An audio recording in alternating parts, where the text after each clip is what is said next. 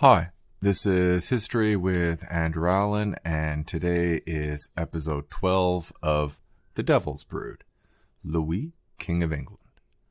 Before I forget, I include the names of the people I talk about and my sources in the description. The catastrophic defeat of John's continental allies at Bouvines had left him vulnerable to his English barons, who saw their opportunity to free themselves from John's increasingly tyrannical government. After a brief conflict, lengthy negotiations between the rebel barons and the king's supporters resulted in the Magna Carta, the Great Charter. To be clear, the Magna Carta was not a Bill of Rights, but a peace treaty where the baronial families imposed a set of conditions to prevent further abuses by the Angevin Dynasty. However, since the barons claimed to have rebelled to defend justice for the entire kingdom, not just themselves, they included clauses that benefited Wales and Scotland, London, the merchant class, and even peasants. Although it had 63 articles, the complex document had two main ideas. The barons could act together as a community rather than as individuals, while the king was no longer above the law. In the end, John did not want a peace treaty, so the barons needed someone with a claim to the throne in order to have an excuse to revolt. Therefore, they invited Prince Louis of France to claim the throne of England. Neither side proved able to win a decisive victory, which threatened a return to the anarchy until the situation was transformed by John's death. In theory, the death of the king should have left the throne available to an adult claimant supported by many barons, since the other option was a 9-year-old boy. Even though Westminster was held by Louis, the Archbishop of Canterbury was out of England again, and the actual crown had been lost. His main supporters quickly crowned young Henry at Gloucester Cathedral on October 28, 10 days after John's death. Technically, the coronation was invalid, but it served as a public announcement that John had an heir. William Marshal became regent and led the military campaign. Unlike other dowager queens like Eleanor of Aquitaine or Adela of Blois, Henry's mother does not appear to have played a role. In fact, Isabel of Angoulême remained only long enough to ensure that her eldest son was safe, and then left him and the rest of her children in England as she returned to France. John's death and the coronation of Henry caused a stalemate, as barons on both sides paused to consider the future. Instead of opposing a mean-spirited tyrant, Louis was now a foreign invader, scheming to steal the throne from the rightful heir. Still, while his image may have taken a hit, Louis held the east of England and Henry held the west, as well as 3 major fortresses in Louis's territory, so something needed to be done to break the stalemate. Henry's camp made their first move on November 12th, when they issued a new version of the Magna Carta, hoping to show that Henry was not John. Unlike the first version, it was not forced, and it had the full support of Papal Legate Guala. Actually, when Marshal Guala and the rest of the boy king's senior advisors decided to reissue the charter, they first made a few edits, cutting it from 63 clauses to 40. Chapter 61, which authorized 25 barons to judge the actions of the king, was unsurprisingly removed. Marshal also promised that any baron who returned to the royalist side would not be punished, but most of the rebel barons remained with Louis, apparently confident that he would be the victor in the end. While the new version did not produce an immediate wave of defections, it removed a major cause for the revolt, especially since Louis declined to match the gesture or even mention the Magna Carta. This refusal to use the Carta to attract support should not be a surprise, since it seems unlikely that he would have had any interest in the throne with those limitations. Louis had gained experience governing Artois, so he led an effective administration, relying on Simon Langton to ensure that he respected the ancient customs of England. The existing system of sheriffs for each county was maintained, and he appointed temporary administrators if the former office holders had fled. In particular, Louis did not interfere with the mayor and council of London. Unable to match the propaganda value of the reissue of the Magna Carta, Louis relied on traditional methods, laying siege to enemy castles one by one. Weighing several tons each, the siege machines were separated into pieces to be transported from castle to castle. However, the weather returned colder, so he accepted Marshall's offer of a truce over Christmas and until January 13th. When the truce ended, Louis captured Cambridge and then agreed to another truce until the end of April in exchange for the surrender of several castles. Both sides lobbied Pope Honorius, but he supported Papal Legate Guala and pressured Philip to order his son to stop the invasion. Guala's declaration that the war against Louis was a crusade may have been overly dramatic, but it convinced almost all of the 12 pro-Louis bishops to abandon him. The royalist situation appeared to be improving, except they had no money to pay the troops, so Guala pressured the church to be generous, while Marshal was forced to let John's enforcer Fuck de Brute off the leash and ravage the countryside. This approach kept the soldiers paid, but weakened the support for Henry. Louis was also low on silver. Refusing to settle for part of England, Louis made a risky decision and returned to France to ask his dad for money. While Louis had not conquered England, he had conquered a sizable chunk, so he hoped his father would view the campaign as a worthwhile investment. Officially, Philip followed the limits of Louis's excommunication and refused to give his son money or even talk to him.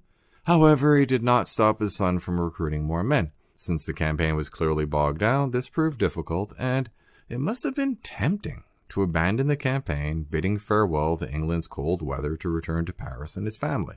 But Louis persevered. Having recruited 140 more knights and more mercenaries, he left Calais on April 22nd, 1217, to finish the job of becoming King of England. As expected, the return to France had been risky, and the Earls of Arundel, Salisbury, and Warenne, and Marshall's son, had rejoined Henry's camp. Moreover, Marshall had decided that the situation was so desperate that he had broken his word and attacked despite the truce. Fortunately for Louis, his wife proved to be an effective partner.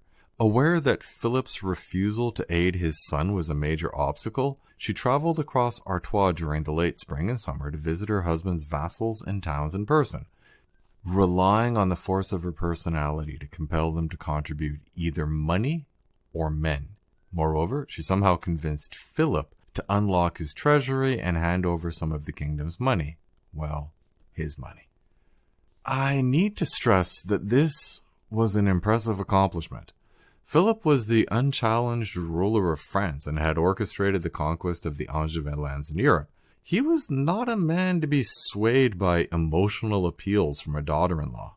One explanation is that Philip was able to follow the letter of the excommunication by giving the money to his daughter-in-law rather than his son, but even so, he only made the decision after she pressured him. Moreover, as a devout woman, Blanche knew that she risked banishment from the church herself by aiding her husband directly, but she did it anyway. Eleanor had clearly seen something when she selected her granddaughter as bride to Prince Louis, who was now fighting Blanche's cousin. Recognizing that the situation was far from stable, Louis divided his army into two.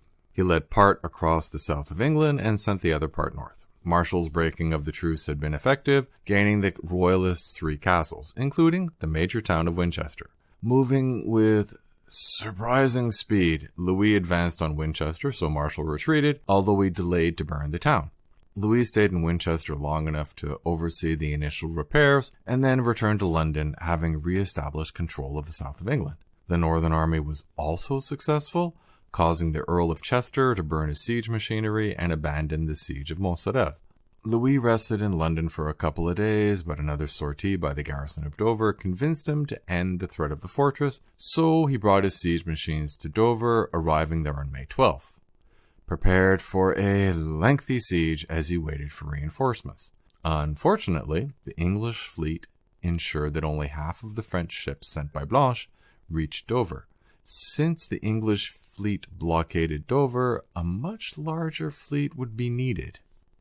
Meanwhile, the other part of Louis's army was bogged down in a siege of Lincoln Castle, held by Nicola De La Haye, who was so trusted by John that he had appointed her Sheriff of Lincolnshire shortly before his death. She had led the garrison to resist a French siege throughout March, April, and early May, but Sire de Quincy and the Count of Pesche felt the garrison must be weakening, so they led their men to join the siege. Learning that Lincoln Castle would fall soon, William Marshal decided to risk a battle to relieve the garrison. Since he gathered everyone loyal to Henry, the besiegers knew that an attack was coming. Unlike the usual siege of a castle, where the besiegers could build fortifications to defend themselves, Lincoln Castle was at the top of the city of Lincoln, which was built on a hill. So the besiegers had demolished buildings near the castle to make space for their equipment. The danger was that they would find themselves fighting in narrow streets, trapped between the garrison and Marshal's army. Refusing to abandon the siege, the besiegers continued their work, hoping to capture the castle before the royalists arrived, so they would be safe behind its walls.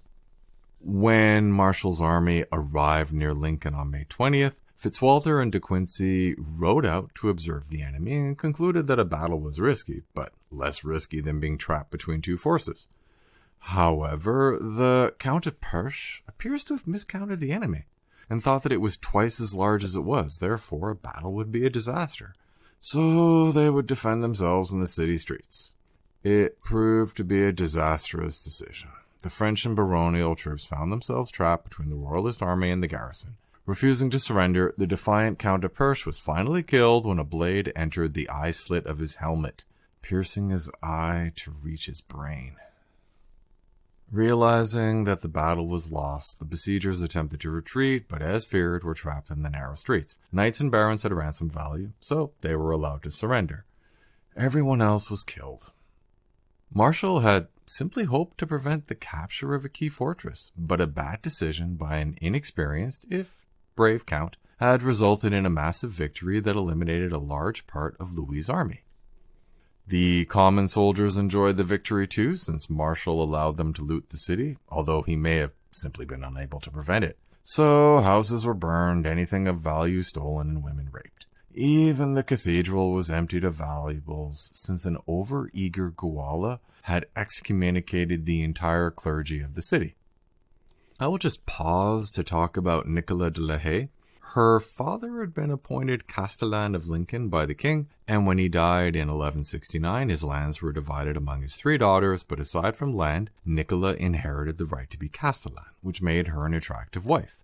Her first husband died early, and she remarried in 1185 to Gerard de Canville, who backed John against Richard's Chancellor Longchamp when Richard was on crusade. While Canville was helping John lay siege to a castle loyal to Longchamp, Lincoln was left under Nicola's command, who held it for a month against Longchamp's mercenaries. Canville backed John again when he tried to seize power when Richard was held for ransom, and paid for that support with the loss of his castle when Richard was freed. When Richard died, John gave Lincoln back to Canville and made him Sheriff of Lincolnshire. Canville died in January 1215, and his lands went to his eldest son with Nicola. But as an unmarried widow, she was able to claim her inheritance, including the position of Castellan. Well aware of Nicola's ability to defend the castle, John made no effort to remove her. It proved to be the right decision, since she kept the castle out of rebel hands in August. Recognizing that he needed someone with a steel backbone, one of John's last acts before he died was to appoint Nicola Sheriff of Lincolnshire, thus becoming the first female sheriff. She was the right choice and was one of the strongest supporters of the new King Henry. Having held out for months, Nicola De La Haye deserved a reward.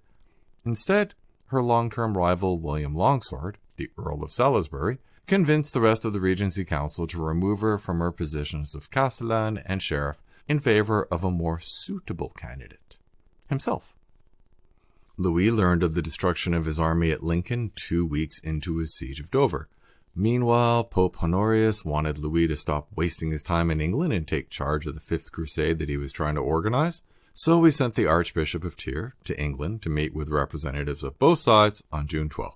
The talks produced a tentative peace agreement where Louis would return to France, but Guala refused to allow 4 churchmen who were Louis' advisors, including Simon Langton, to be included, so Louis refused the treaty. Marshal knew that Louis had to be pried out of London but lacked enough troops, so he tried to lure English lords away from Louis with lands. A few lords accepted the offer, including Reginald de Braose. You remember de Braose? His father William had been destroyed by John, and his mother and older brother had starved to death in prison. Reginald had married the daughter of Prince Llewellyn of Wales, an ally of Louis, so he decided to discipline his son-in-law. With most of Marshall's men busy fighting Louis, the prince saw an opportunity and decided to continue on to raid Marshall's lands, which happened to be nearby. So Marshall had to take some personal time off from the campaign to defend his lands.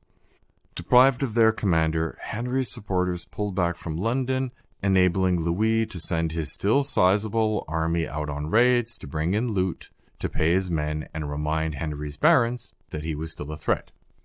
Unknown to Louis, Blanche had finally recruited enough men for a large fleet, which left Calais on August 20th. It was forced back by storms and left again 3 days later. Hearing that the fleet was gathering, Marshal recruited ships from the Segports by promising to return the rights they had lost under John.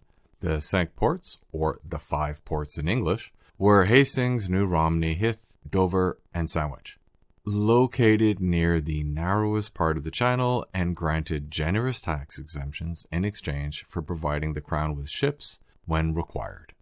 It was fitting that the residents of the Segports would sail out to stop a fleet led by Eustace the monk.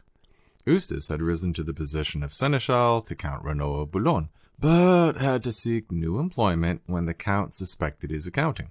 He began serving John in 1205 and proved his worth during numerous raids along the French coast, but he was not picky about his victims. Eventually, he acquired so many enemies in the coastal ports of southern England that he needed a safe conduct to visit England.